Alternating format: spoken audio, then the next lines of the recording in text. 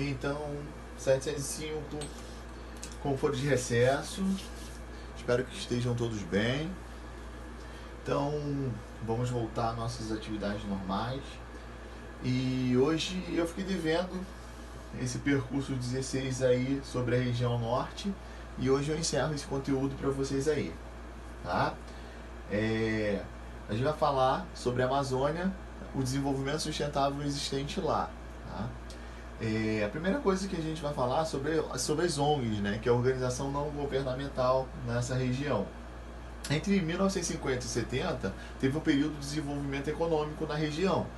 Tanto os países que eram ricos, que são os desenvolvidos, como os países com uma industrialização mais tardia, ou seja, aquelas que demorou a indústria chegar, é o exemplo aqui do Brasil, né? A industrialização e a urbanização, elas começaram a ficar mais fortes, se intensificaram. E aí ajudou o crescimento da população, que é o crescimento populacional. Esses eventos eles foram acompanhados por intervenção do homem, beleza? Mas na maioria das vezes acabava o quê? O homem que fez a expansão urbana e, por consequência, começou a ocasionar, né, os problemas ambientais, né? A exploração dos recursos naturais ele aumentou muito, né? E para atender às necessidades de nós seres humanos. E aí os homens, né, essa sociedade, né, que envolve todos nós, ajudou principalmente para o consumo. Então tudo que envolveu aí ajudou na sociedade de consumo. A fim de combater a crescente destruição, né, do meio ambiente causado por esse modelo de desenvolvimento predatório, a sociedade começou a se organizar em grupos. E aí começou a ter os movimentos ambientalistas, pensando nesse problema. E aí desses movimentos começaram a surgir as organizações não governamentais, as ONGs, né? São caracterizadas por organização formada por pessoas, né, da sociedade civil, sem ter nenhuma participação do governo, né, dos países onde essas ONGs elas atuam. O objetivo das ONGs eles são muito amplos, tem muitas coisas, mas cada uma delas se dedica a uma determinada área de atuação. Por exemplo, a destruição do meio ambiente, a defesa dos direitos das mulheres, das minorias étnicas, culturais, das crianças e adolescentes, tem ONGs também dos idosos. Isso acaba demonstrando, né, a dificuldade dos governos em cuidar desse assunto de uma forma mais eficiente, uma coisa muito boa, eficaz, mesmo em nações onde o desenvolvimento econômico seja maior.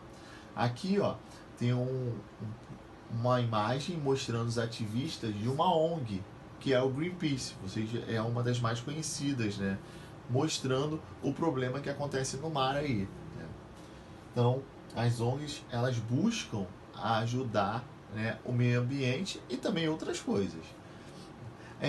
O desenvolvimento ecologicamente sustentável, né? A atuação dessas ONGs contribuiu para aumentar a consciência social e ecológica das populações também, fazendo com que as questões ambientais elas passassem a ser discutidas em reuniões internacionais, ou seja, não só a nível do Brasil, do mundo inteiro. Tá? Em 1972, a Organização das Nações Unidas, que é a ONU, né, realizou a primeira Conferência das Nações Unidas sobre o Meio Ambiente Humano, e que foi isso na cidade de Estocolmo, ou professor, onde é isso? Na Suécia, tá?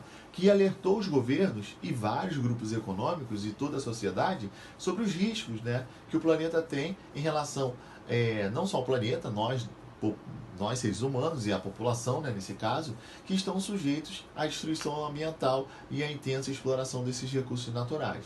Foi nessa conferência que nasceu o nome, o termo, né, desenvolvimento ecologicamente sustentável. O que é isso, professor?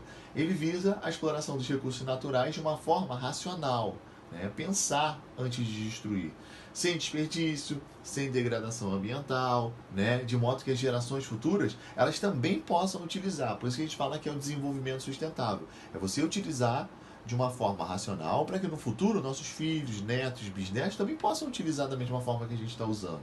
Tá? Essa era a ideia. E aí, ó, Nos últimos anos tem ocorrido alguns progressos nessa questão ambiental. Começaram a ter leis que são mais rígidas, severas, né? Começaram a criar essas leis sobre o meio ambiente e procuram novos caminhos para o desenvolvimento econômico e social. A consciência social e ecológica, no entanto, ela também está muito aquém das reais necessidades. O desenvolvimento sustentável na Amazônia, que envolve a região norte, aí, que a gente estudou nos últimos antes do nosso recesso, nas nossas últimas aulas. Estudos realizados na Amazônia Legal, né, já falei sobre isso com vocês, mostram as vastas áreas das regiões que apresentam solos impróprios para a prática da agricultura, por serem o quê? Ele raso, ser mais arenoso, então não serve para plantar. Quanto à floresta, ela vive por si só, né? Isso é, ela mesma se alimenta do solo, né? E também da decomposição de algumas coisas, como troncos, galhos, folhas, que acabam caindo e fica no solo. Aí vira aquele solo chamado solo orgânico, né? O chamado de humus. Por causa disso, né, se a retirada da vegetação da floresta ela teria pouca chance de se recompor, ainda que ficasse intocada por muitos anos, e vai aumentar a possibilidade do deserto, do crescimento, chamado o processo de desertificação, né, que ali na região. Por quê? As plantas elas não vão conseguir sobreviver, não vão aumentar, e nesse caso não vão ter mais, e aí acaba tendo a expansão do deserto. Tá? Assim existe na Amazônia, como também em outras regiões, e em todas as atividades humanas, a necessidade de aplicação do desenvolvimento ecologicamente sustentável. Outra coisa que a gente pode dizer, na Amazônia, muitas comunidades e também empresas já praticavam a exploração de recursos da floresta, de acordo com os princípios do desenvolvimento ecologicamente sustentável. Né? É o caso do extrativismo do látex, da castanha do Pará, do jambo, do açaí, das fibras vegetais, né? Para a confecção de diversos artefatos. Gomas para a fabricação de chicletes, sem causar nenhum problema ao meio ambiente, ou seja, nenhuma degradação. Né?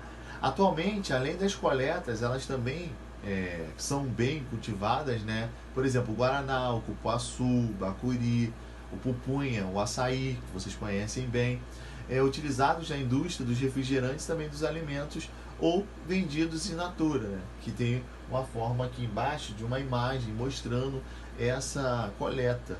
Né? Isso aí é o açaí, ó. Beleza?